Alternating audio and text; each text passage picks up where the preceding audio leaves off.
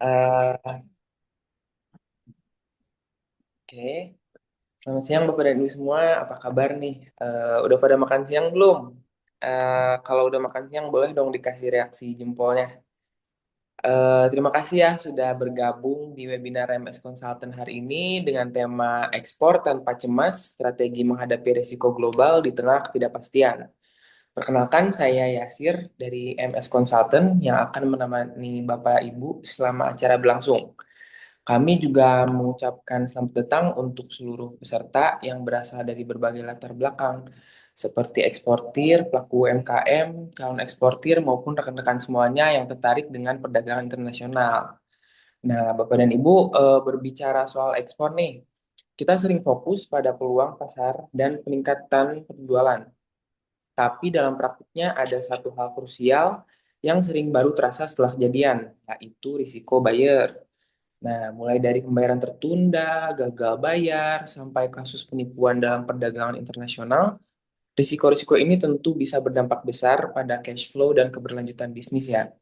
Nah, lewat webinar ini kita akan membahas nih bagaimana cara melindungi aktivitas ekspor agar tetap aman, terkendali, dan berkelanjutan.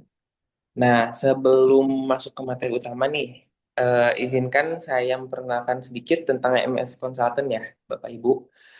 MS Consultant atau PT Maju Sukses Konsultan merupakan perusahaan konsultan bisnis yang fokus pada konsultasi dan pendampingan ekspor impor. Harapannya sih pelaku usaha tidak hanya bisa menembus pasar global, tapi juga lebih siap dan terlindungi dalam setiap transaksi.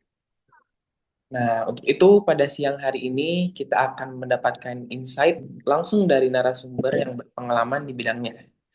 Telah hadir bersama kita Ibu Mutia Safitri selaku CEO MS Consultant sekaligus praktisi ekspor yang akan menjelaskan secara praktis mengenai strategi menghadapi risiko global di tengah ketidakpastian.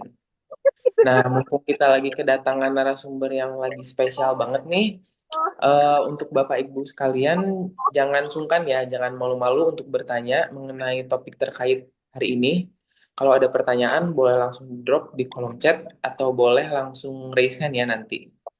Oke, tanpa berlama-lama lagi, kami persilahkan untuk Ibu Mutia Safitri untuk menyampaikan materi. Waktu dan layar kami persilahkan Ibu.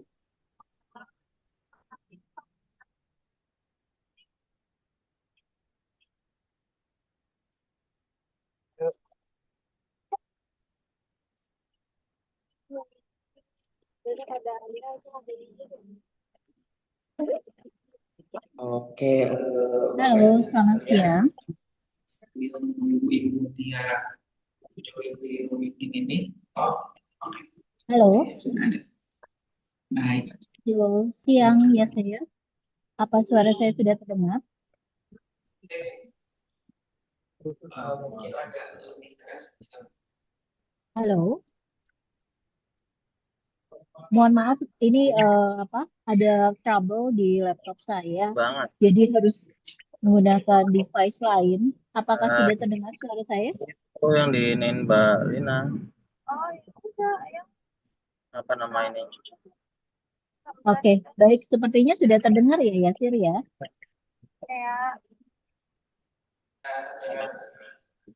Ya, baik. Selamat siang, Bapak dan Ibu. Terima kasih Yasir tadi atas pembukaannya.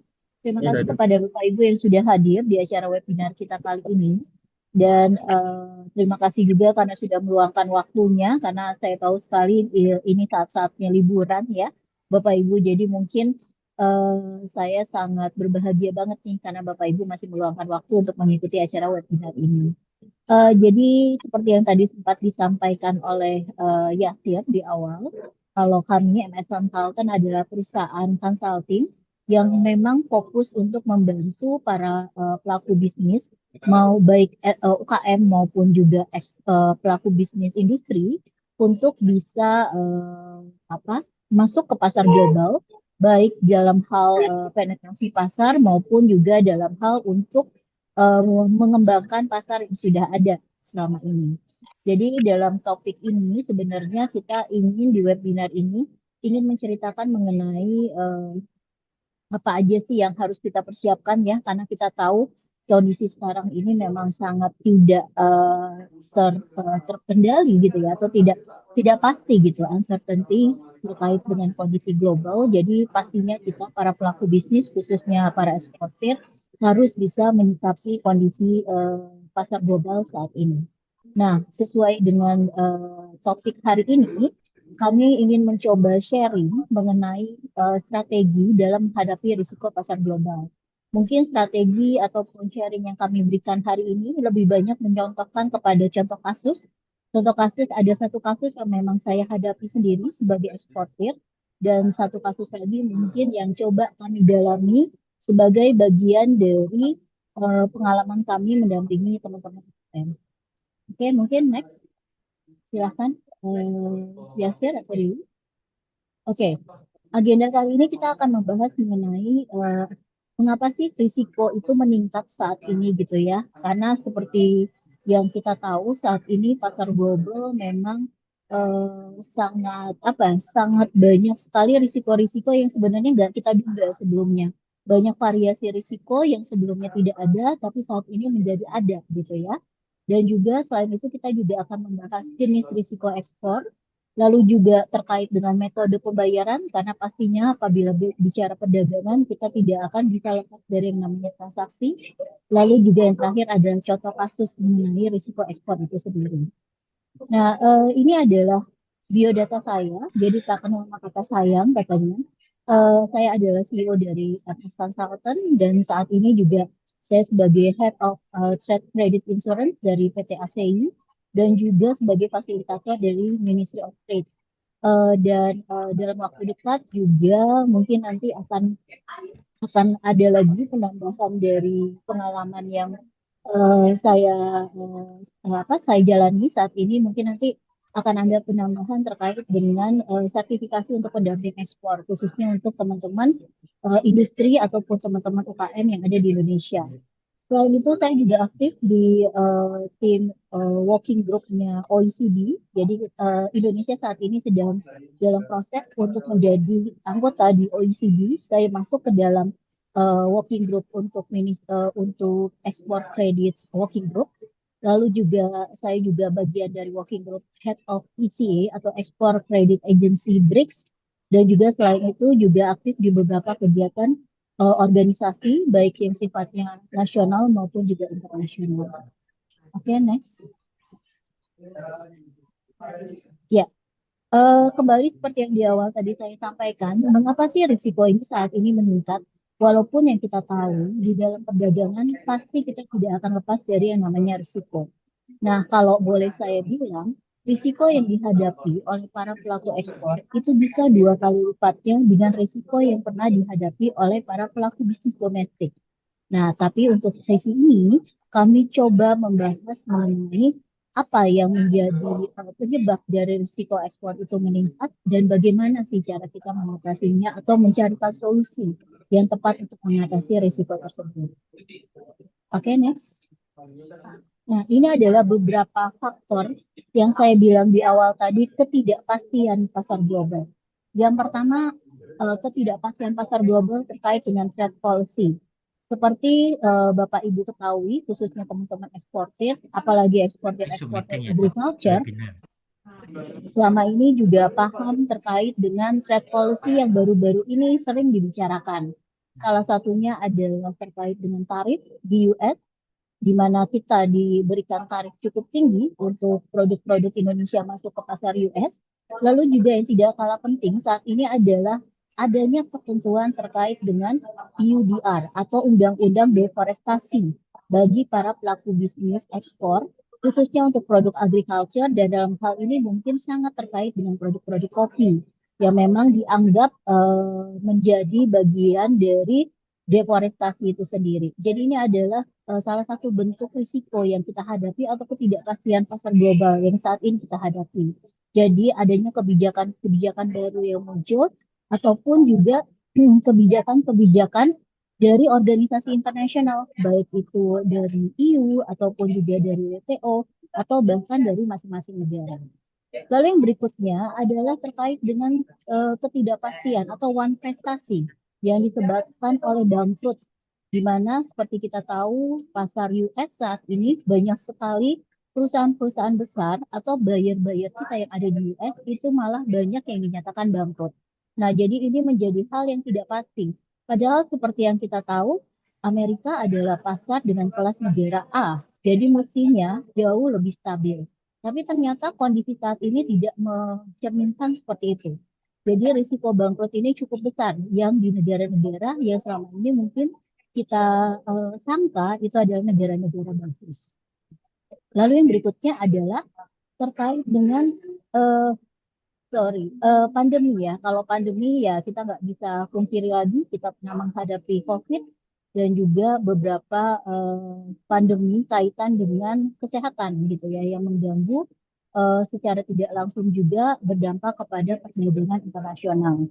Lalu yang berikutnya adalah perubahan iklim seperti yang Bapak Ibu tahu saat ini salah satunya yang kita hadapi oleh saudara-saudara kita yang ada di Sumatera di mana saat-saat ini saudara-saudara kita yang ada di Sumatera terdampak gitu ya dari yang namanya perubahan iklim. Bahkan juga dampak besarnya ini juga mempengaruhi salah satunya ke sektor kopi, yaitu kopi yang berada di daerah Aceh ataupun Gayo. Jadi banyak sekali kebun-kebun ataupun juga hasil panen yang kemarin masih bisa disimpan itu semuanya hancur karena adanya perubahan iklim yang besar sendiri. Lalu yang terakhir adalah perang dan juga konflik. Seperti yang kita tahu banyak sekali negara-negara yang tidak kita duga tiba-tiba terjadi perang ataupun ada perselisihan di antara mereka. Seperti yang terbaru ini ada perselisihan antara Thailand dengan Kamboja. Dan yang harus kita pahami, faktor-faktor ketidakpastian global inilah yang menyebabkan timbulnya risiko itu sendiri. Oke, next. Nah, ini adalah risiko ekspor. Dari semua faktor-faktor tadi, kita bisa mengelompokkan risiko itu menjadi dua risiko besar, yaitu risiko yang berdampak kepada komersial atau yang dihasilkan dari dari sumber komersial, dan satu hal lagi adalah risiko terkait dengan politik. Kalau risiko yang terkait dengan komersial, pastinya berhubungan langsung dengan si partner bisnis kita atau keadaan ekonomi dari partner bisnis kita ataupun juga keadaan ekonomi dari negara tersebut. Lalu terkait yang risiko politik itu biasanya lebih ke kebijakan ataupun juga perang atau konflik di dalam negara tersebut. Jadi dari faktor-faktor tadi ini adalah dua pengelompokan besar mengenai jenis risiko yang biasanya dihadapi oleh para eksportir. Oke, next. Nah, apa sih yang kita harus lakukan setelah itu terjadi? Yang pertama, kita harus memastikan kredit dari partner bisnis kita atau dalam hal ini buyer. Apakah buyer kita itu adalah benar-benar buyer yang sudah kita verifikasi, baik dari kemampuan dia membayar maupun juga stabilitas dari usahanya itu sendiri. Yang paling gampangnya deh, apakah dia memang ada sebagai entity perusahaan di sana? Karena seperti yang kita tahu banyak sekali buyers-buyers yang ternyata scammer yang pada saat kita cari tahu ternyata dia nggak eksis di negara tersebut. Jadi langkah pertama adalah kita harus memastikan apakah si pelanggan kita atau buyer kita itu sudah terverifikasi. Baik dari segi kemampuan dia melakukan transaksi ataupun kredit, ataupun juga dari segi legalitas usahanya. Lalu kita juga harus berkolaborasi dengan lembaga-lembaga penjamin kredit terpercaya. Misalnya salah satunya adalah Export Credit Agency yang ada di masing-masing negara. Kalau di Indonesia kita punya ASEI dan juga kita punya LPI. Jadi Bapak Ibu juga bisa menghubungi dua lembaga tersebut apabila Bapak Ibu ingin mencoba memverifikasi pelanggan atau buyer dari Bapak Ibu. Lalu yang berikutnya, kita juga harus membangun hubungan bisnis yang solid. Dalam hal ini, kalau bisa kontrak kerja ataupun kontrak perdagangan kita dengan buyer itu nggak hanya untuk sekali beli, tapi kita pastikan ini adalah kontrak dagang ataupun hubungan yang terus berkelanjutan, sehingga eh, hubungan bisnis yang akan kita bangun dengan buyer itu pun akan jauh lebih kuat. Oke, next. Nah, terkait dengan kebijakan atau trade policy tadi, pastinya ini juga harus kita lihat bagaimana sih perubahan kebijakan ekspor yang berpotensi atau bisa mempengaruhi Nah, kalau strategi ini yang harus kita terapkan adalah memperbanyak literasi ataupun memperbanyak informasi yang kita dapatkan terkait dengan kebijakan perdagangan itu sendiri. Saat ini sebenarnya banyak banget ya media ataupun channel informasi yang bisa Bapak Ibu manfaatkan gitu ya untuk mendapatkan informasi mengenai trade policy itu sendiri. Lalu juga saya rasa kementerian-kementerian atau pemerintah terkait juga sudah menyiapkan beberapa kanal ataupun website di mana Bapak Ibu juga bisa mencari tahu mengenai trade policy yang ada di beberapa negara. Dan juga saya sarankan sering banget ikut yang namanya FGD. Kalau diundang ikut FGD ataupun webinar terkait dengan potensi negara-negara buyer, tolong Bapak Ibu juga bisa hadir karena itu juga salah satu upaya kita dalam meningkatkan literasi ataupun juga informasi terkait dengan kebijakan perdagangan. Lalu juga selain itu, selain kita sudah mendapatkan literasi, pastinya juga kita harus mengikuti nih. Mengikutinya dalam hal apa? Mematchingkan dengan produk kita sendiri ataupun sertifikasi yang kita punya. Apakah sertifikasi ataupun juga produk kita itu sudah sesuai dengan apa yang diminta oleh pasar? Jadi Bapak Ibu pastikan juga pada saat Bapak Ibu menentukan pasar ataupun juga target ekspor, negara tersebut secara kebijakan itu sudah masuk dengan kemampuan dari Bapak Ibu. Jadi jangan terlalu memaksakan untuk masuk ke negara tertentu tanpa mengetahui ataupun mematchingkan apa yang menjadi kebijakan di sana dengan apa yang kita punyai. Lalu yang berikutnya, pastikan juga memiliki konsultan hukum atau juga berhubungan dengan lembaga konsultasi hukum atau legal gitu ya, untuk memastikan kontrak-kontrak kerja antara Bapak Ibu dengan pihak buyer ataupun dengan partner bisnis itu secara klausula ataupun pasal per pasal itu tidak saling merugikan satu sama lain. Pastinya yang harus diutamakan tidak merugikan dari sisi Bapak Ibu yang memiliki usaha, dalam hal ini eksportir. Oke, next. Setelah itu, karena semua sudah dilakukan, baik mengecek regulasi maupun juga menjaga, memverifikasi partner, lalu juga tadi sudah menyiapkan konsultan hukum apabila terjadi sesuatu dispute ataupun juga terkait dengan memeriksa terkait kontrak ataupun pasal-pasal yang ada di dalam kontrak, Bapak Ibu juga harus memastikan barang tersebut dikirim dan dilindungi pada saat barang itu dikirim ke pihak buyer. Melindungi dalam hal ini tidak melulu harus dimulai dari asuransi, tapi juga pastikan Bapak Ibu melakukan packaging yang tepat atau mengemas barang tersebut dengan tepat pada saat barang itu ingin dikirim. Lalu yang berikutnya, pastikan Bapak Ibu juga memastikan transaksinya aman, yaitu bisa dengan di backup asuransi pada saat Bapak Ibu melakukan kegiatan transaksi dengan pihak buyer.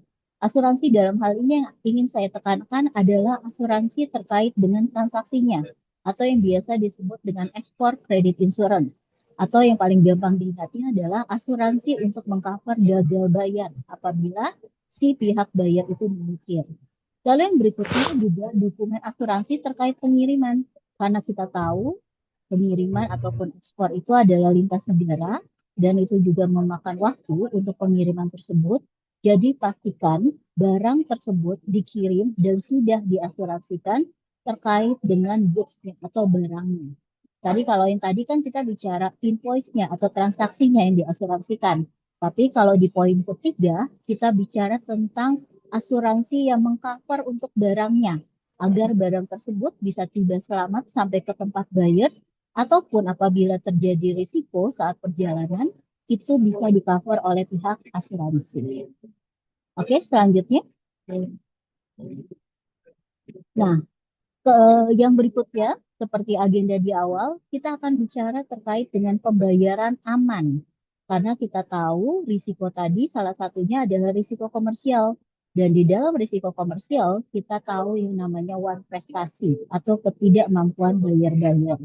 Nah, dalam cara pembayaran ini atau term of payment, cara pembayaran, memang kalau kita memilah, yang paling aman itu adalah kita menggunakan letter of credit Kenapa kita menggunakan letter of credit? Karena di dalam LC itu ada pihak ketiga. Dalam hal ini adalah bank yang menjamin buyer kita itu akan atau bisa melakukan pembayaran. Dan seperti yang kita tahu, bank juga tidak akan main-main pada saat dia memberikan jaminan kepada nasabahnya untuk memberikan atau mengeluarkan LC. Jadi ini yang menyebabkan LC itu aman. Tapi apakah LC aman 100%? Ya itu belum tentu. Karena ada beberapa negara pun yang bermasalah dengan LC. Khususnya untuk bank-bank yang memang secara kredibilitas atau secara rating itu kurang terlalu baik. Seperti itu Bapak Ibu. Mungkin nanti akan saya jabarkan terkait dengan studi kasus. Next. Nah, ini adalah statement yang umumnya suka disampaikan nih. LC adalah jaminan pembayaran kuat bagi eksportir. Betul. Tapi LC juga masih mempunyai celah yang menyebabkan terjadinya risiko gagal bayar tersebut. Nanti kita akan bahas terkait dengan studi kasus. Jadi pernyataan ini belum tentu 100% benar, tapi juga nanti kita akan coba melahirkan kenapa pernyataan ini menjadi salah pada saat untuk masuk ke dalam konteks atau situasi tertentu. Oke, Nek. Nah, penting juga Bapak Ibu memahami terkait dengan import term. Halo? Ya, terkait dengan import term. Import term itu adalah cara penyerahan barang dari buyer, dari eksportir kepada pihak buyer. Di mana dalam cara penyerahan barang tersebut terdapat terkait dengan hak dan kewajiban dari masing-masing pihak. Dalam hal ini pihak supplier atau eksportir dengan pihak buyer atau juga dalam hal ini pembeli. Nah, di dalam import term itu sendiri, umumnya yang sering dipakai itu adalah I thought S1. I asked you, can you Halo, halo. Ya, kembali saya coba sampaikan terkait dengan import term ini sendiri yang harus Bapak Ibu pastikan dan umumnya juga sering dipakai itu adalah ex-work. Nah, kalau ex-work ini sendiri adalah Bapak Ibu bertanggung jawab menyerahkan barang Bapak Ibu tersebut kepada pembeli hanya sampai di warehouse atau di gudang Bapak Ibu. Jadi setelah keluar gudang itu bukan menjadi tanggung jawab dari eksportir lagi.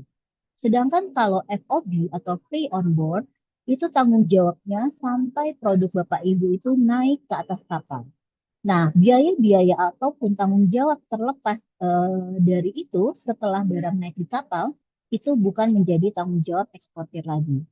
Nah, kalau CIF tandanya tanggung jawabnya itu sampai barang dikirim berikut dengan asuransinya. Sedangkan DDP lebih kompleks lagi Bapak Ibu. Dan DDP ini adalah importer yang paling disukai oleh buyer.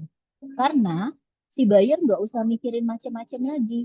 Semua hal terkait dengan pengiriman, baik itu custom clearance, impor, ataupun custom clearance ekspor, itu akan dilakukan oleh pihak eksportir. Dan barang tersebut diterima langsung di warehouse-nya buyer. Jadi buyer tidak mengurusi dokumen, pengiriman, maupun juga hal-hal yang terkait dengan biaya dan cukai. Oke, next.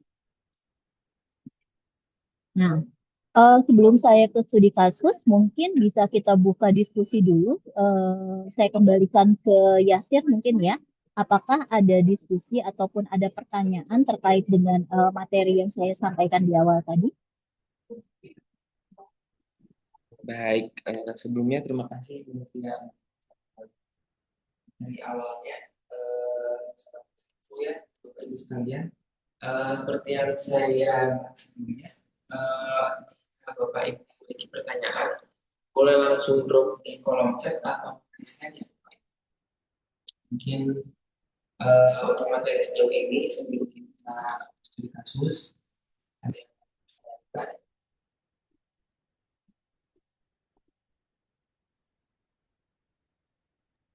Apakah ada pertanyaan? Atau mungkin Boleh kita raise hand lanjutkan atau studi di kasus? unmute. Oke, baik. Kalau gitu kita mulai ke studi kasus aja ya. Jadi Bapak Ibu, sebenarnya terkait studi kasus ini adalah kasusnya saya. Saya pernah mengalami ini sendiri. dan saya juga yang mengalami susahnya gitu ya untuk mengurus apabila terjadi risiko ekspor ini sendiri. Oke, baik kita mulai slide-nya, Jasir. Jadi, kasus ini terjadi tahun 2022. Jadi, belum terlalu jauh ya Bapak Ibu ya. Pada saat itu saya masih aktif melakukan kegiatan ekspor. Saat itu saya melakukan ekspor tuna dan tujuannya itu adalah ke Vietnam. Itu komoditinya pastinya itu adalah yellowfin tuna, Bapak Ibu. Dan ini adalah transaksi yang berulang sebenarnya. Jadi ini bukan transaksi pertama di tahun 2022. Sorry, 2022. Saya memulai transaksi ini dari 2021 sebenarnya. Jadi memang kalau secara pengiriman, ini udah pengiriman yang ketujuh.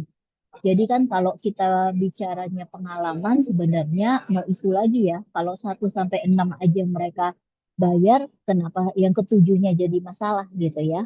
Secara kertas memang seperti itu atau di atas kertas memang seperti itu. Tapi kenyataannya nggak kayak gitu Bapak Ibu. Jadi pada saat pengiriman tuna tersebut, di pengiriman yang ketujuh, saya mengalami yang namanya dispute ataupun masalah. Lalu kembali ke percakapan kita di awal yang menyatakan LC itu aman, boleh saya sampaikan di sini Bapak Ibu, cara pembayaran yang saya gunakan adalah dengan menggunakan LC at site. Nah, lalu yang berikutnya, yang sedikit agak aneh di sini adalah ternyata di pengiriman ketujuh, si buyer tersebut menyertakan persyaratan di dalam sales contract yang mengharuskan saya menyampirkan yang namanya EU certificate, di mana EU certificate itu hanya ada di dalam sales contract dan hanya ada di eh, apa namanya sales contract kami untuk pembelian yang ketujuh. Karena mungkin kalau Bapak Ibu pikir, kenapa ke Vietnam saya harus butuh EU certificate gitu ya? Karena saya pun juga pada saat itu tidak menyangka gitu kalau EU certificate ini diminta. Karena kami biasanya karena sudah berpikir ini adalah repeat order dan ini adalah berkali-kali, jadi kami agak skip di sana. Kami bisa akui ini adalah salah satu kelalaian kami.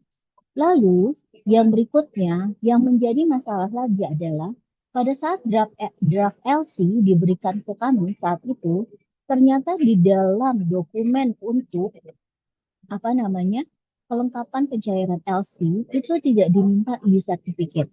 Jadi draft LC itu sama persis seperti draft LC yang pernah mereka kirimkan untuk sales kontrak mereka atau transaksi bisnis mereka yang pertama sampai dengan yang keenam. Sehingga kami pun juga berpikir, oh mungkin EU certificate yang ada di sales kontrak itu adalah kesalahan tulis dari pihak buyer. Sehingga kami merasa itu tidak harus kami perhatikan gitu ya, karena toh di dalam draft LC-nya itu tidak ada gitu ya, tidak diterahkan terkait dengan EU certificate. Lalu yang berikutnya, begitu barang sampai di pelabuhan dan harusnya pada saat DL ataupun original dokumen itu sudah kami berikan ke pihak bank, kami bisa mendapatkan pembayaran tersebut. Tapi permasalahannya adalah dokumen-dokumen kami itu ditolak oleh pihak banknya buyer dan dikembalikan kembali ke bank kami, ke advising bank kami. Dan di sana si issuing bank buyer menyatakan buyer tidak akan membayar karena kami tidak menyertakan EU certificate. Nah, kalau kondisinya seperti ini, ada yang tahu nggak Bapak Ibu? Gimana sih caranya atau solusinya yang bisa kita lakukan? Karena sudah pasti ini si buyer sudah menggertak kalau produk saya itu tidak akan dibayar oleh dia.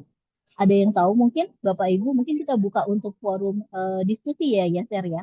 Siapa tahu ada salah satu ini nih pemecah masalah di sini yang juga mungkin punya pengalaman seperti saya ini.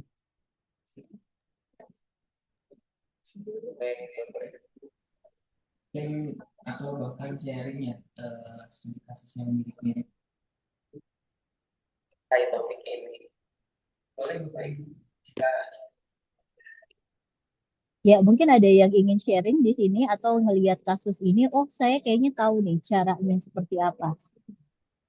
Silahkan mungkin kita buka interaksi ya untuk audiens yang hadir saat ini. Mungkin ada yang ingin atau mungkin sudah tahu kira-kira solusi apa nih yang tepat yang bisa saya lakukan sebagai eksportir pada saat mendapati kasus seperti ini?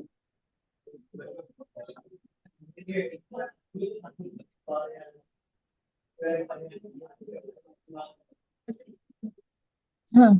Atau mungkin Yasir yang ingin mencoba mencari solusinya nih Yasir, kondisinya seperti ini. Apa nih yang harus dilakukan biasanya Yasir? Hmm. Oh, Diana Cahyo, boleh Ibu diambil? Halo, selamat siang. Makasih banyak, Bu. Saya sih cuma Selamat pingin, siang. mungkin kalau udah kejadian kayak gitu, solusinya ya kita datang ke Eropanya jual lagi ke, apa namanya? Ibaratnya kalau memang pembeli satu A udah menolak gitu, ya satu, kalau nggak perbaikan sertifikat, kalau nggak kita jual sendiri di sana gitu. Jadi kita punya tim khusus yang di sana jual-jualin di sana karena udah telanjur sampai sana daripada rugi, kan mending kita jual aja gitu. Ibaratnya cari cari produsen atau cari apa buat dijual langsung di sananya gitu sih. Itu aja sih saya masukannya. Oke, baik. Terima kasih Bu Diana. Jadi mungkin saya ingin klarifikasi di sini, Ibu. Tujuan ekspor saya itu Vietnam.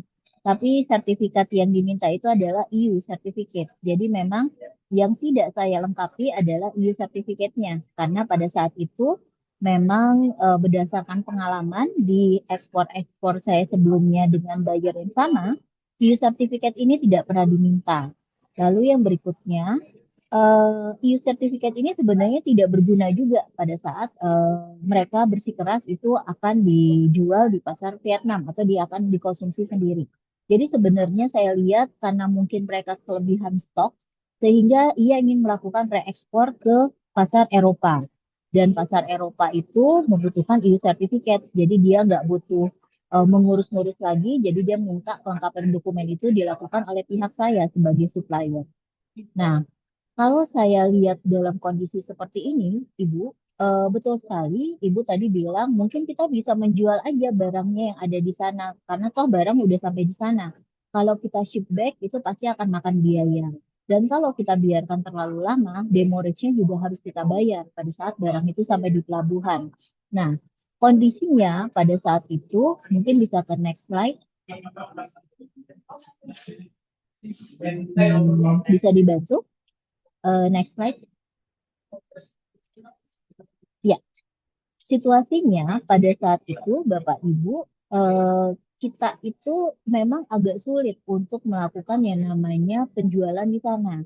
Karena terus terang kami tidak punya rekanan, ya, ataupun juga tidak punya orang yang bisa membantu kami untuk melakukan penjualan di sana. Pada saat buyer menolak untuk membayar, gitu ya. Dan juga pembeli juga semakin melakukan penolakan karena dia tetap bersikeras kalau EU sertifikat itu adalah menjadi suatu keharusan. Nah, lalu yang berikutnya, biaya penyimpanan kami pun juga jadi lebih mahal. Karena apa? Karena barang itu di pelabuhan Vietnam itu sampai 1,5 bulan, Bapak Ibu. Pada saat kami berkomunikasi dan mencoba bernegosiasi dengan pihak buyer, itu ternyata kurang lebih hampir 1,5 bulan barang itu ada di sana. Seperti Bapak Ibu tahu, barang kami itu adalah produk yang memang mudah rusak gitu ya. Apalagi dengan suhu-suhu tertentu yang mungkin tidak stabil, itu menyebabkan barang itu menurun kualitasnya atau bahkan rusak gitu ya. Nah, jadi memang itu menjadi tekanan juga ataupun juga situasi yang harus kami hadapi pada saat itu. Lalu juga terkait dengan LC-nya, kami mencoba memahami tentang LC tersebut karena Bapak Ibu, setahu pemahaman kami terkait dengan perdagangan internasional, LC merupakan dokumen terakhir yang menjadi pegangan kita pada saat transaksi ataupun juga pencairan uang akan kita lakukan dari pihak buyer kepada pihak eksportir. Dan ternyata setelah saya pahami itu pun tidak salah. Bahkan di pelajaran internasional, perdagangan internasional yang saya pelajari, LC itu tidak akan berubah entitinya atau bukan entiti, kewajibannya tidak akan berubah walaupun dalam kenyataannya sales kontrak saya dengan buyers itu mungkin tidak sama LC. Bank patokannya adalah LC. Jadi ternyata Bapak Ibu, dari pelajaran yang saya dapat terkait perdagangan internasional, terkait dengan LC ini sendiri, ada three party yang disebut dalam hal ini. Sales kontrak yang mengikat kita dengan buyer, dan juga ada kontrak yang mengikat antara buyer dengan bank, dan ada lagi kontrak yang mengikat antara bank kita dengan pihak bank buyer dengan pihak kita ataupun sebagai dalam hal ini eksportir. Nah, kalau pegangannya kalau pegangannya eksportir ke buyer itu adalah sales kontrak. Nah, pegangan buyer kepada banknya itu adalah draft LC. Nah, kalau pegangan bank buyers, issuing bank kepada kami sebagai eksportir untuk dilakukan pembayaran, itu bentuknya adalah LC. Dan tiga-tiga itu tidak terikat satu sama lain. Jadi itu tidak menggugurkan dari kewajiban masing-masing. Jadi based on pemeriksaan atau investigasi on paper biasanya yang dilakukan adalah itu akan berdiri masing-masing, akan berdiri sendiri-sendiri. Jadi kalau kita bersikeras sebenarnya kalau mau ke pengadilan internasional, sebenarnya kami bisa menang karena secara LC EU sertifikat itu tidak ada atau tidak dimintakan. Tapi kan pada kenyataannya tidak seperti itu Bapak Ibu ya. Nilai transaksi saya itu pada saat itu adalah sekitar 1,3 miliar Bapak Ibu. Jadi kami pikir kalau sampai ke pengadilan itu akan take time dan juga akan buang biaya yang cukup besar seperti itu. Jadi pada saat itu kami mencoba mencari jalan tengahnya adalah melakukan negosiasi dengan pihak buyer. Sampai akhirnya di dalam negosiasi ini selama 1,5 bulan kami memutuskan merubah cara pembayaran dari LC menjadi PT atau juga bisa disebutkan di bank biasanya open account. Nah, apakah terjadi risiko pembayaran? Iya, Bapak Ibu. Dan apesnya lagi saya pada saat itu untuk pengiriman 1 sampai dengan ke-6, saya menggunakan backup asuransi kredit ekspor. Jadi saya mengcover transaksi tersebut dari risiko gagal bayar. Karena saya sudah merasa aman-aman aja saat itu, jadi akhirnya di ekspor ke-7 saya tidak memakai atau menggunakan asuransi. Jadi kalau saya pikir 1,6 aja udah baik-baik aja gitu kan. Karena kalau saya hitung, ini saya sama nih sama Bapak Ibu pandangannya seperti dulu orang-orang yang tidak paham asuransi, saya berpikir 8 juta sayang loh kalau sekali kirim gitu ya harus saya bayarkan ke asuransi. Tapi ternyata apesnya saya pas saya kena gagal bayar, asuransi pun juga tidak bisa diklaim. 8 juta hilang, bahkan kerugian saya pada saat itu mungkin sampai di angka 700 juta. Karena akhirnya kami mendapatkan solusi dari itu. Akhirnya setelah cukup lama negosiasi dan 1,5 bulan barang tersebut ada di pelabuhan, buyer melunak dan mau melakukan pembelian. Tapi pembelian yang dilakukan buyer adalah dia tetap hanya akan membeli produk yang bagusnya aja. Produk yang tidak bagus tidak akan dia beli. Seperti itu. Nah, mungkin solusinya bisa saya tampilkan ke slide berikutnya. Solusinya pada saat itu Bapak Ibu, kami akhirnya mencoba melakukan pendekatan dari yang mungkinnya tadi terlalu emosional dengan pihak buyer sampai akhirnya kami mencoba memahami gitu ya atau mencoba melunak gitu ya untuk bernegosiasi dengan buyer. Akhirnya pada saat itu buyer mau dengan ketentuan hanya membeli barang yang bagus saja. Dan kami juga harus menanggung risiko demurrage karena barang tersebut cukup lama di pelabuhan. Nah, dari penyelesaian masalah yang saya hadapi pada saat itu, saya bisa memberikan semacam pembelajaran untuk kita semua.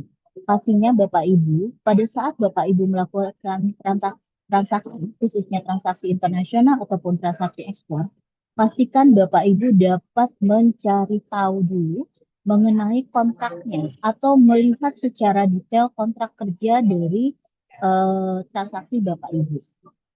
Jujur Bapak Ibu, saya bukan orang yang setuju dengan pembelajaran ekspor yang selalu bilang ekspor itu mudah Bapak Ibu.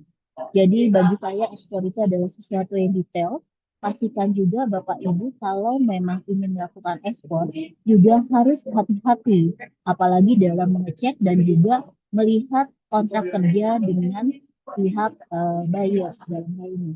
Karena dalam hal ini kontrak kerja dengan pihak buyer ini itu menghubungkan antara dua negara Bapak Ibu. Apabila terjadi dispute ataupun masalah pada saat transaksi ekspor itu terjadi, itu akan memakan waktu dan juga akan memakan biaya. Jadi, pastikan Bapak Ibu pada saat melakukan transaksi dengan buyers, itu dipastikan untuk mengecek dulu kontraknya, poin per poin, pasal per pasal. Jadi, pastikan kontrak tersebut sudah sesuai dan sudah disepakati bersama dan tidak ada pasal-pasal yang bisa bersifat ambigu atau bisa ditafsirkan lain oleh pihak buyers. Lalu yang kedua adalah Bapak Ibu juga harus melakukan cross check terkait dengan persetujuan pembayaran atau term of payment Bapak Ibu. Jadi pastikan juga Bapak Ibu kalau memang ada dispute seperti itu, jangan terlalu lama memutuskan perubahan term of payment. Jadi pastikan Bapak Ibu juga mengecek apakah memang TP ataupun LC berubah jadi TP adalah cara yang paling tepat pada saat itu. Karena kalau menjadi seorang eksportir, kita akan berkejaran dengan waktu Bapak Ibu. Karena waktu kita itu hitungannya bukan rupiah lagi, tapi hitungannya udah dolar. Jadi pastikan juga Bapak Ibu harus memberikan persetujuan ataupun juga keputusan yang tepat terhadap pembayaran yang akan diambil. Lalu pastikan juga tadi kalau klarifikasi kontrak sudah, harmonisasi antara kontrak dengan LC. Itu juga harus dilihat apakah kontrak dan LC sudah sama. Jangan dianggap oh ini udah sering jadi ya udah kita nggak akan cek lagi LC-nya. Itu nggak bagus Bapak Ibu. Jadi memang akan lebih bagus semua kontrak dan juga harmonisasi antar dokumen itu tetap kita lakukan. Lalu yang berikutnya juga terkait dengan kompensasi kualitas. Nah, pastikan juga karena saya belum sempat sampaikan di awal, si buyer ini pada saat kita negosiasi dan mungkin dalam tahap negosiasi emosional ya, bertengkar gitu ya, dia sempat bilang juga tuh kalau kualitas barang saya yang dulu-dulu nggak 100% bagus. Nah, ini juga harus Bapak Ibu juga perhatikan. Pada saat berhubungan dengan buyer, pastikan juga Bapak Ibu juga memastikan adanya yang namanya batas toleransi ataupun juga kompensasi terhadap kualitas dari produk Bapak Ibu. Dan yang terakhir, yang paling penting adalah tetap lakukan mitigasi risiko, pengecekan buyer sebelum melakukan kontrak dengan buyer, dan juga pastikan juga Bapak Ibu tidak ada risiko gunakan asuransi. Karena itu adalah sesuatu yang paling penting untuk kita tetap terjaga ataupun kita tetap tenang pada saat barang kita dikirim ataupun juga pada saat kita menunggu sampai pembayaran dilakukan ke rekening kita. Jadi ini adalah beberapa solusi yang bisa saya sampaikan. Oh ya juga untuk informasi juga, buyer kami pada saat itu adalah salah satu industri besar di Vietnam. Dan dia adalah industri makanan kaleng di Vietnam, Bapak Ibu. Mohon maaf banget saya nggak bisa nyebut mereknya di sini, tapi ini bisa dipastikan ini adalah industri besar dan kayaknya kalau menurut kacamata kita secara awam mungkin agak sulit ya ini menjadi suatu dispute ataupun konflik. Tapi ternyata itu yang saya alami pada saat saya melakukan ekspor tersebut ke Turki. Nah, ini mungkin ini mungkin studi kasus yang pertama yang ingin saya sampaikan Bapak Ibu. Lalu yang berikutnya adalah next, bisa teman-teman? Kasus kedua. Ini adalah kasus kedua. Kalau kasus kedua ini memang saya ambil dari salah satu UKM yang memang pernah saya dampingi pada saat saya menjadi konsultan di salah satu program dari pemerintah Kanada. Jadi pada saat itu mereka mengalami kegagalan bayar dari pihak bayar. Hal itu disebabkan pada saat itu mereka menggunakan LC Bapak Ibu dan juga ternyata LC itu nggak 100% bisa mengamankan kita, jadi risiko itu pasti ada. Dan juga pada saat itu yang kita sarankan ke buyer, ke eksportir adalah LC tersebut, walaupun dengan menggunakan LC tersebut, barang tersebut tetap harus diasuransikan. Baik asuransi yang mengikat di barangnya ataupun juga asuransi yang mengikat di transaksinya. Nah, lalu berikutnya, next. Oh ya, produknya waktu itu adalah produknya nutmeg, buah pala. Waktu itu mau dikirim ke Jerman. Nah, letter of credit harus ada dan kita cek karena pengalaman saya sebelumnya di pengiriman tuna. Jadi ini benar-benar saya cek Bapak Ibu dan juga ada asuransi pengirimannya dan juga ada tagihan atau invoice. Alhamdulillah Bapak Ibu ekspor tersebut bisa berjalan dengan lancar gitu ya. Tapi memang waktu itu sempat ada dispute terkait dengan kualitas barang. Jadi memang seperti yang kita tahu untuk nutmeg ada yang namanya aflatoksin. Jadi waktu itu barangnya dikirim ke Jerman, ternyata dalam perjalanan terjadilah penyebaran virus aflatoksin ini sendiri di dalam karung atau di dalam nutmeg tersebut sehingga produk tersebut tidak bisa diterima 100% oleh Jerman. Ini sempat terjadi dispute juga Bapak Ibu, tapi karena kontrak dan juga sudah ada asuransi, akhirnya kerugian bisa sebagian besar ditanggung oleh asuransi. Oke, oke. Mungkin ini slide terakhir ya, kalau tidak salah ya, Yasir ya. Ya, oke betul.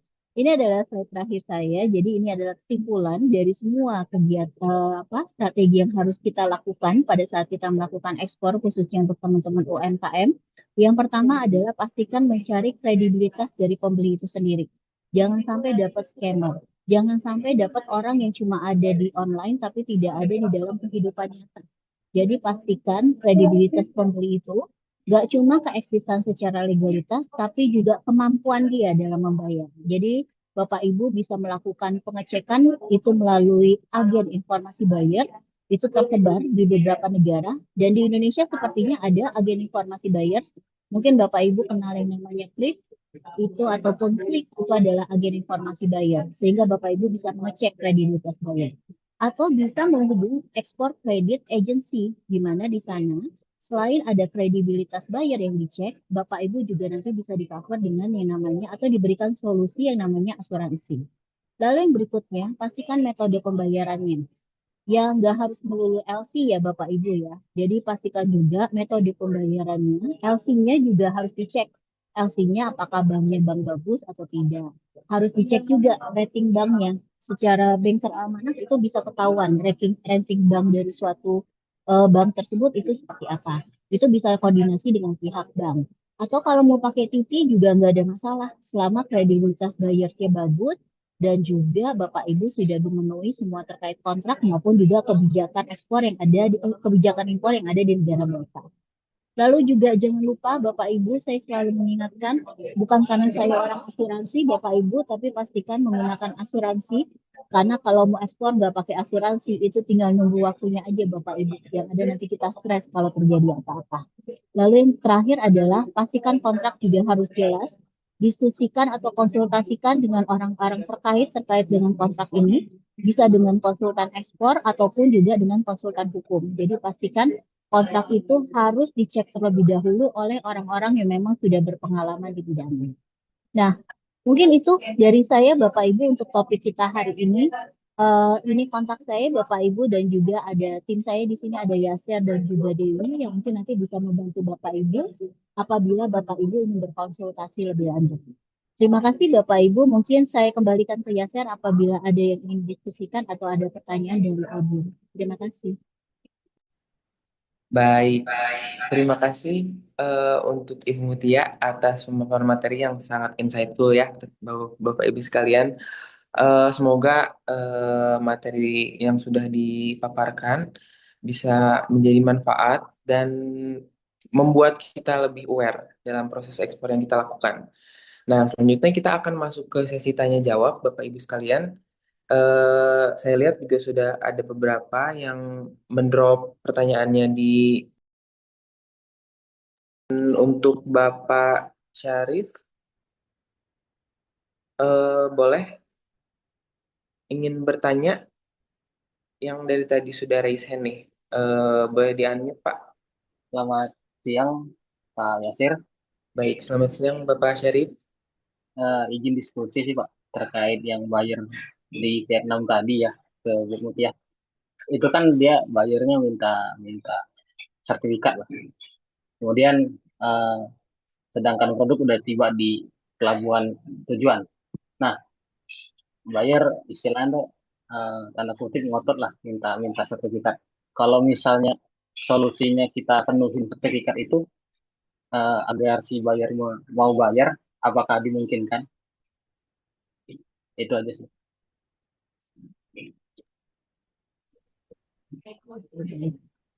Mau ditampung dulu semua atau saya jawab satu persatu ya, Sih? Boleh Ibu dijawab langsung aja mumpung Bapak Syarifnya masih ada di sini juga. Oke, baik. Terima kasih Pak Sarif atas pertanyaannya.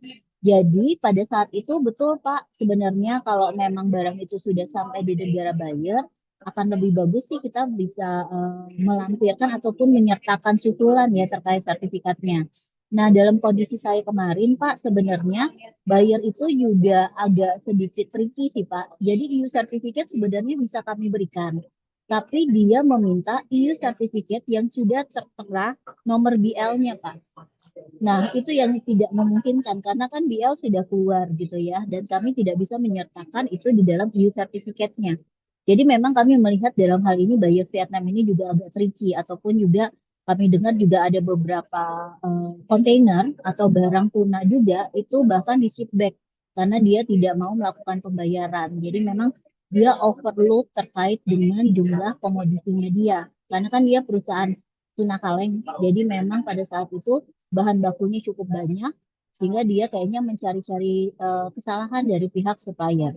Nah, kalau kondisinya memang memungkinkan dalam hal ini dia tidak memaksakan untuk adanya dicantumkan nomor BL dari EU sertifikat ataupun sertifikat yang diminta, itu sebenarnya masih bisa Pak dilampirkan dan itu bisa menjadikan solusi agar si buyer itu bisa melakukan pembayaran.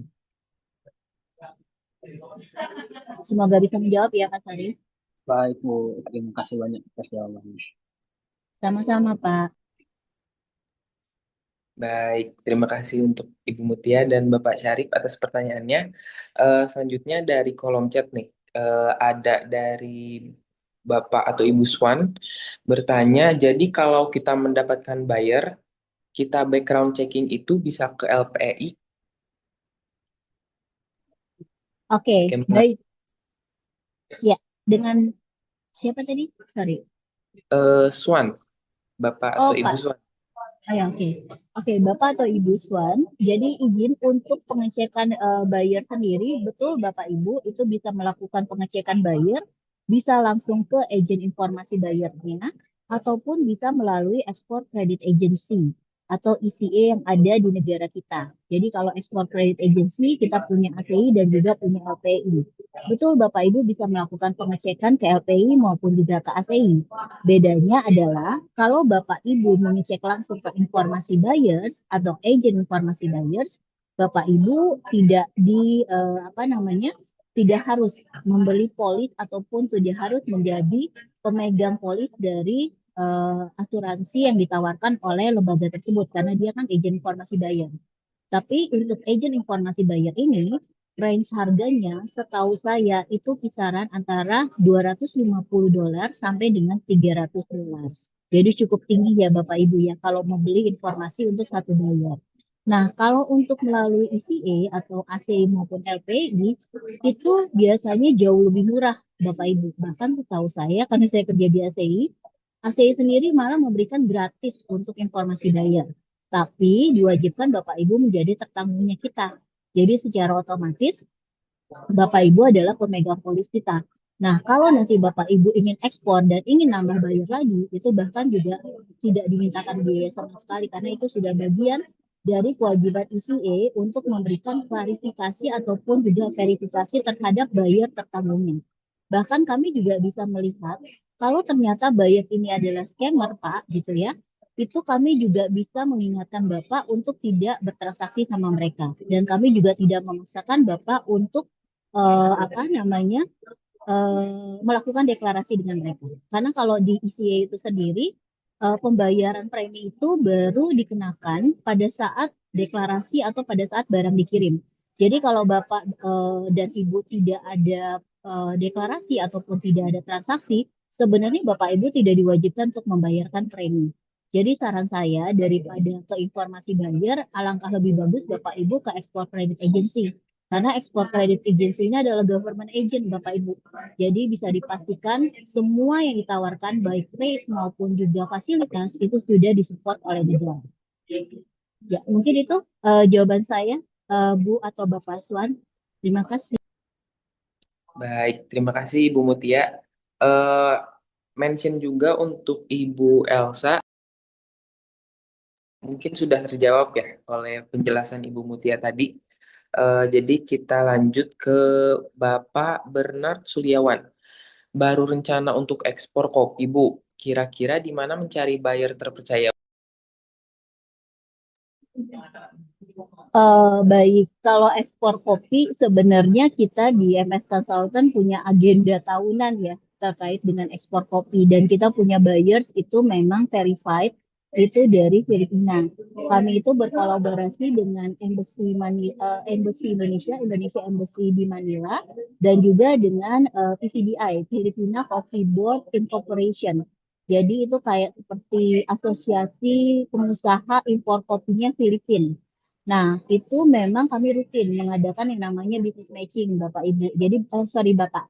Jadi kalau misalnya Bapak nanti tertarik untuk menjual kopinya, mungkin bisa coba di sana, di kegiatan business matching kami, yang kami lakukan secara eh, tahunan. Jadi setahun sekali kami mengadakan business matching, dan kami membawa potensial buyer dari Filipina ke Indonesia untuk melakukan business matching maupun juga melakukan farm trip. Nah, nanti bisa dibantu oleh Yasir dan juga oleh Dewi untuk kopi tersebut. Oh ya, khusus untuk buyer kopi, sebenarnya selain dari Filipina, kami ada permintaan dari Jerman, Bapak Ibu. Dan untuk kualifikasinya mungkin nanti tim saya bisa share, Bapak Ibu. Nanti tinggal di-share aja nomor Bapak Ibu agar bisa dikontak oleh tim saya. Karena buyer Jerman ini minta pitching untuk beberapa kopi. Dan juga buyer Jerman ini rencananya mau akan mengirim kopi itu di bulan April, Bapak Ibu.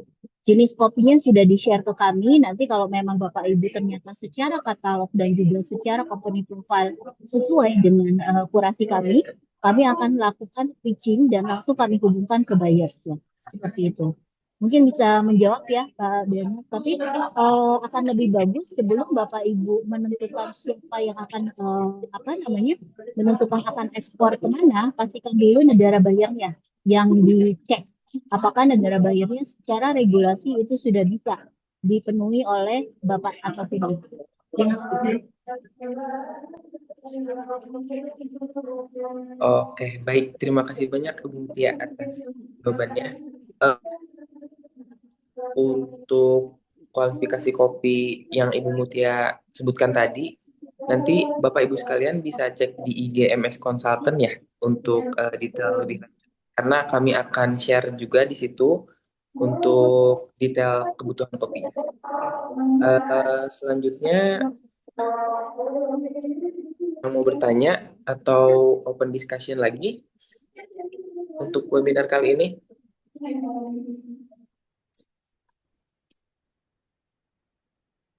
Ada yang mau sharing pengalamannya mungkin saat ekspor?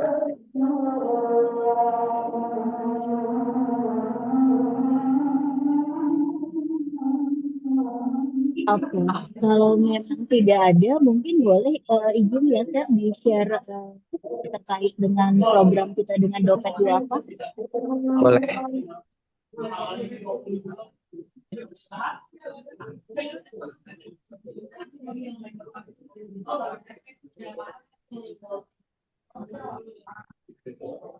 Baik, Bapak Ibu. Jadi kami MS Consultant itu bekerja sama dengan Dompet Duafa, Bapak Ibu. Seperti yang kita tahu, kondisi di teman-teman saudara-saudara kita yang ada di Sumatera itu sangat sangat memprihatinkan, khususnya untuk teman-teman UKM, UMKM yang ada di sana. Apalagi juga sesama eksportir ataupun juga pelaku bisnis kopi ya Bapak Ibu, itu juga sangat berdampak di Aceh gitu ya. Dan akhirnya kami berpikir untuk berkolaborasi dengan lembaga yang memang kredibel dalam hal ini Dompet Duafa untuk menjalankan program setahun ke depan ini. Jadi ini adalah kick off-nya kami sebenarnya itu adalah eksportir berbagi Bapak Ibu. Jadi nanti donasi Bapak Ibu itu yang dikumpulkan akan kami salurkan untuk menjadi modal usaha bagi UMKM yang berdampak bencana karena untuk mereka bisa bangkit kembali Bapak Ibu. Karena saya pasti paham dalam situasi sekarang mereka mungkin belum memikirkan untuk membangun usaha lagi, tapi kita pastikan kita sudah menyiapkan modal bagi mereka melalui dana yang kita kumpulkan ini atau donasi ini agar mereka nanti bisa bangkit kembali dan mereka juga bisa menjalankan usaha mereka kembali di sana. Nah, ini program dengan Dompet Duafa ini kami akan jalankan terus selama setahun ke depan, Bapak Ibu. Semoga nanti kalau dari Bapak Ibu ada yang ingin berbagi ataupun juga ingin melakukan donasi, bisa melakukan donasi langsung ke kris yang ada di sini gitu ya, di barcode yang ada di sini. Dan nanti ini juga akan kami lampirkan di sosial media kami sehingga Bapak Ibu gak harus sekarang melakukan donasi, mungkin nantinya pada saat Bapak Ibu apa namanya ada sedikit rezeki ataupun juga ada sedikit transaksi bisnis yang ingin di-share ke saudara-saudara kita itu bisa dilakukan. Karena saya sangat yakin sekali Bapak Ibu bisnis ataupun rezeki yang kita dapat itu akan lebih berkah kalau kita bisa saling berbagi. Apalagi sesama pelaku bisnis, saling dukung satu sama lain. Mungkin itu dari saya. Tapi sepertinya ada satu pertanyaan ya Yasir ya. Betul, Ibu. Ada satu Ya, pertanyaan lagi yang baru masuk boleh. dari Silakan Ibu Ibu. Siti Aisyah. Kalau untuk madu hutan bisa dikasih referensi tempat untuk ekspor, Bu? Baik, kalau madu ya, madu ini sebenarnya masuk ke dalam dangerous good kalau di dalam pengiriman logistik Bapak Ibu. Jadi ini ada apa namanya, agak sedikit harus effort kalau kita memang rencananya ekspor madu. Sebenarnya ekspor madu ini potensial banget Ibu, Bapak Ibu khususnya untuk daerah-daerah Middle East. Lalu juga daerah-daerah kaitan dengan Korea Selatan juga cukup bagus untuk penjualan ataupun juga permintaan madu. Taiwan itu juga bagus untuk permintaan madu. Jadi Bapak Ibu sebenarnya bisa menyasarkan daerah-daerah itu. Nah, kalau untuk wilayah Indonesia, wilayah Asia Tenggara sendiri, negara tetangga kita Malaysia, lalu juga Thailand maupun Filipina, itu masih Vietnam itu masih juga bisa jadi potensi untuk madu ini sendiri. Tapi memang pasar terbesarnya salah satunya adalah di Middle East, Bapak Ibu, dan juga di Korea Selatan yang saat ini saya juga baru tahu ternyata permintaan madunya cukup tinggi. Tapi pastikan karena ini biji, Bapak Ibu, gak semua pengiriman ataupun apa shipping line mau gitu ya membawa ini. Jadi juga logistiknya seperti apa dan nanti juga tolong dicek untuk namanya untuk kaitan eh, untuk kaitan regulasinya di negara buyer seperti itu. Baik, terima Ya, kasih Ibu Mutia. Semoga terjawab ya, Ibu Aisyah. eh Satu lagi dari Rozi Zafira, Ibu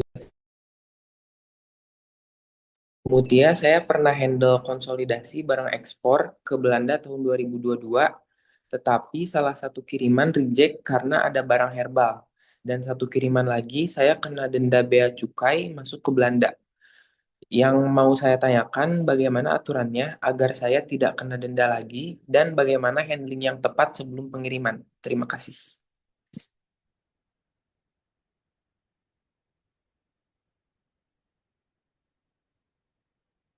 Halo Ibu, Ibu Mutia, halo. Masih di mute, Bu. halo, ya. Halo. Baik, sorry. Tadi ada karena pakai device HP jadi ada telepon masuk. Oke. Iya. Eh, Tadi terkait dengan madu juga ya. Boleh, mohon maaf, Yasir, boleh diulang kembali? Eh, Beliau nggak spesifik sih Bu barangnya.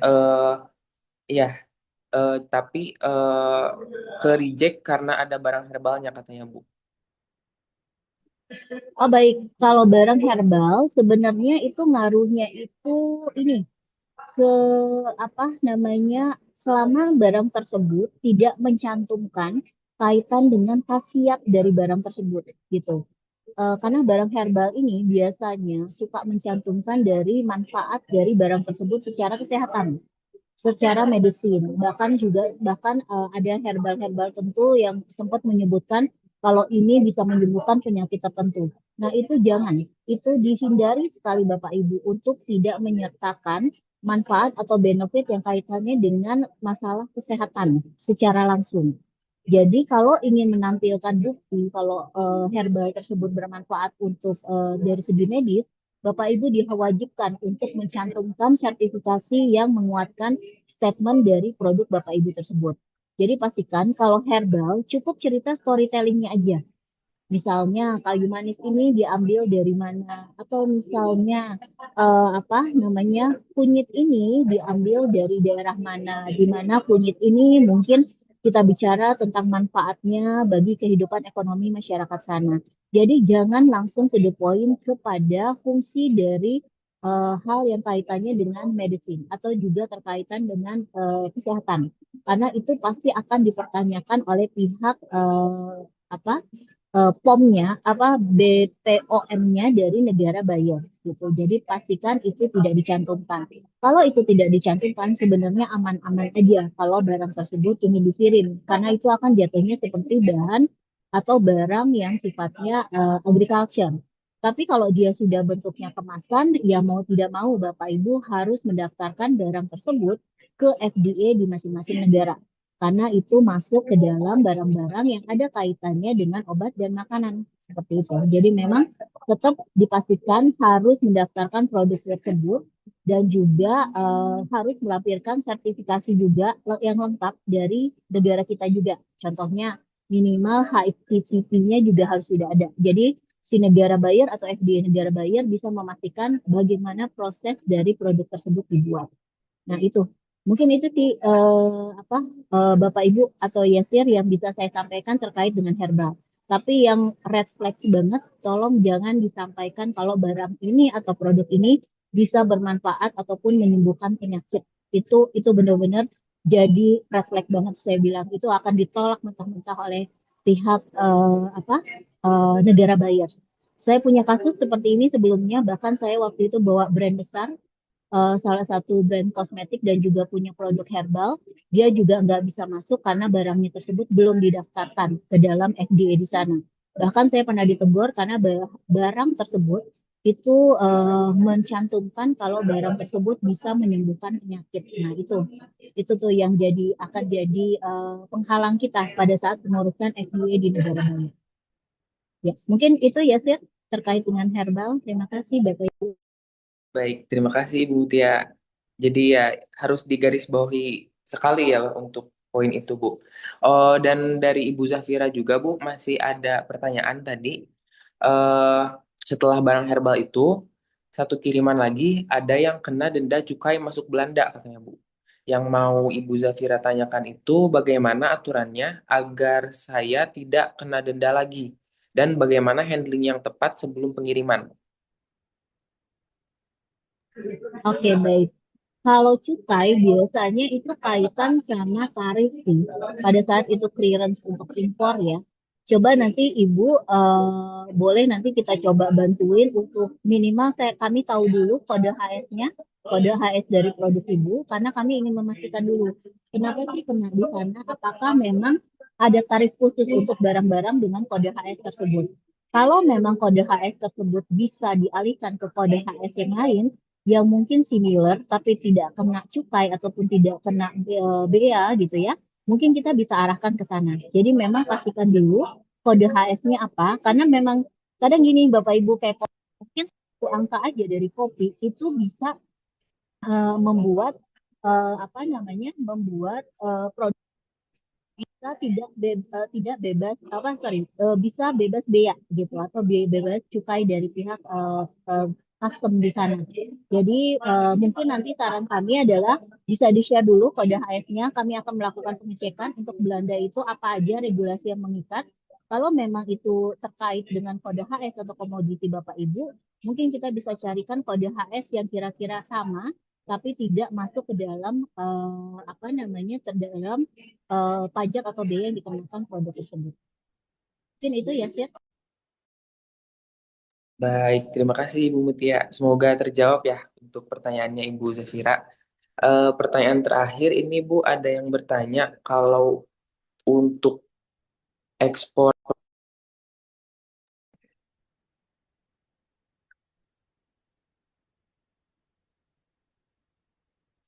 halo Ibu, Halo, iya, halo, ya. halo. Pertanyaan terakhir, ada yang tanya kalau untuk ekspor eh, teh itu kemana katanya Bu? Produk teh. Em, oke, sebentar. Kalau untuk produk teh ya, kalau untuk produk teh Indonesia, saya harus tahu produk tehnya ini apakah produk teh yang sifatnya produk teh pure gitu ya, murni, daun teh ataupun juga produk agriculture-nya atau artisannya. Karena kebanyakan kan sekarang kita mainnya juga di artisan tea ya gitu. Sebenarnya kalau produk teh ini, kalau secara apa namanya commercial grade ataupun juga teh yang gelondongan yang banyak gitu ya, itu bisa ke negara-negara Eropa Timur sebenarnya menarik saat ini untuk ekspor teh sebenarnya Bapak Ibu.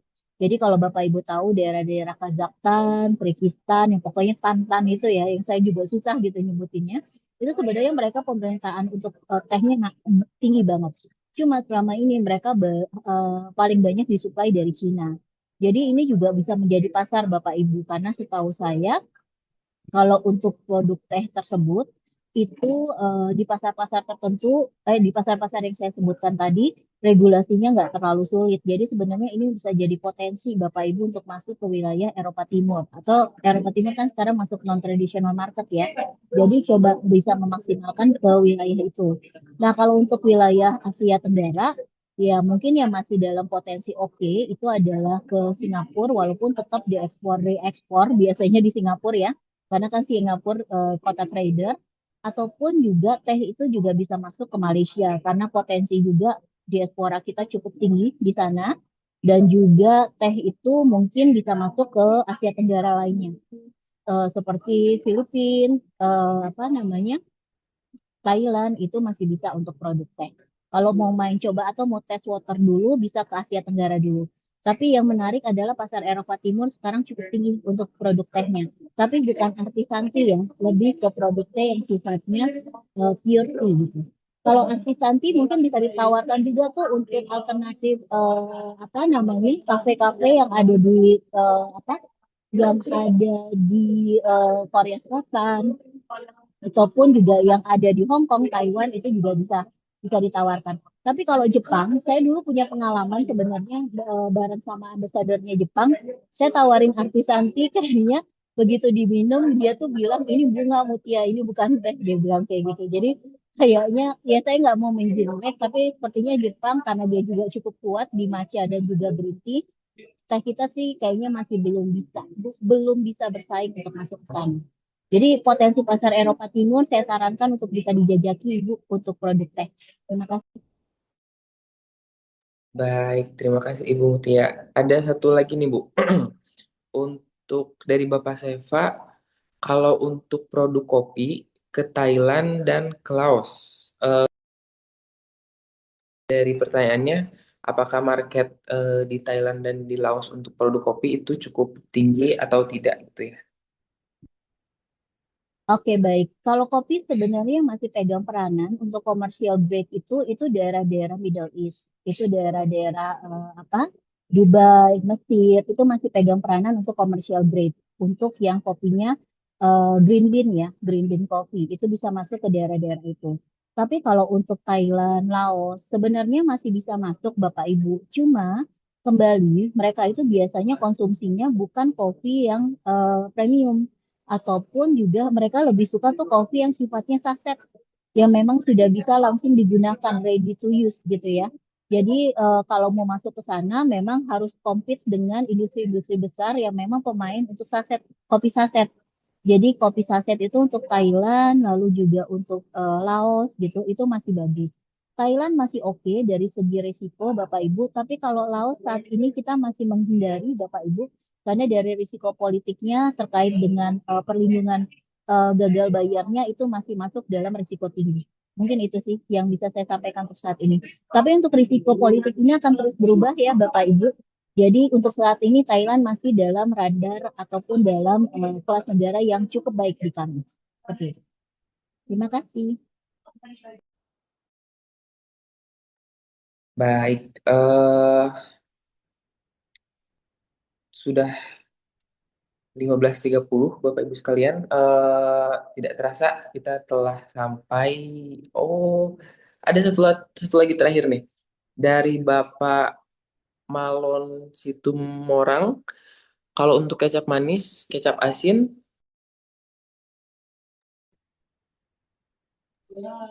Oke, kalau kecap asin ya, kecap asin tuh masih bisa untuk masuk pasar di kita di Asia Tenggara itu bisa masuk ke Thailand, itu juga bisa masuk ke Vietnam.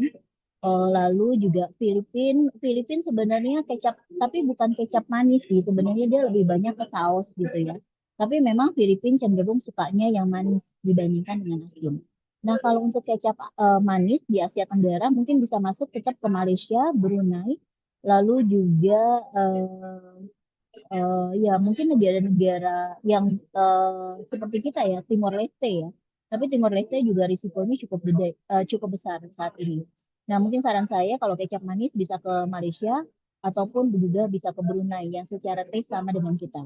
Kecap asin selain Asia Tenggara, Bapak Ibu bisa coba pasar Hong Kong, pasar Taiwan, dan juga pasar Korea Selatan. Khusus untuk kecap asin ataupun Jepang.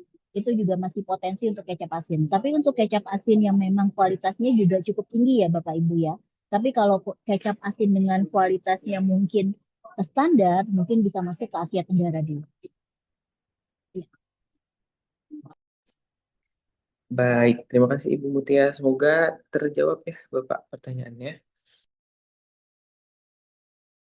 Dan Ibu sekalian, tidak terasa kita telah sampai di akhir rangkaian acara webinar Ekspor Tanpa Cemas, Strategi Menghadapi Risiko Global di Tengah Ketidakpastian ini.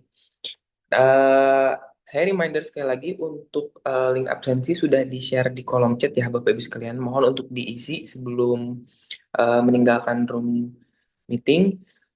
Semoga hari ini menambah wawasan, meningkatkan kewaspadaan, dan dapat bisa menjadi bekal bagi Bapak Ibu sekalian dalam menjalankan kegiatan ekspor yang lebih aman dan terproteksi. Kami ingin mengucapkan terima kasih banyak kepada Ibu Mutia Safitri sebagai narasumber dan juga untuk seluruh para peserta yang telah mengikuti webinar ini dengan antusiasme yang tinggi. Untuk informasi lebih lanjut, kalau misalnya masih ada pertanyaan atau mau sharing ke Ibu Mutia atau ke tim MS Consultant, bisa ke website msconsultant.co, www.msconsultant.co, atau ke Instagram kita MS Consultant. eh Sebelum saya tutup webinar hari ini, mungkin yang bisa on cam boleh dinyalakan kameranya. Kita foto bersama dulu untuk dokumentasi.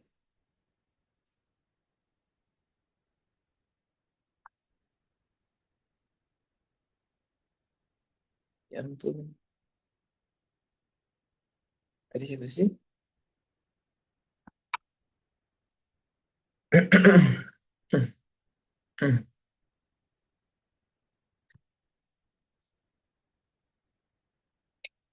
Oke.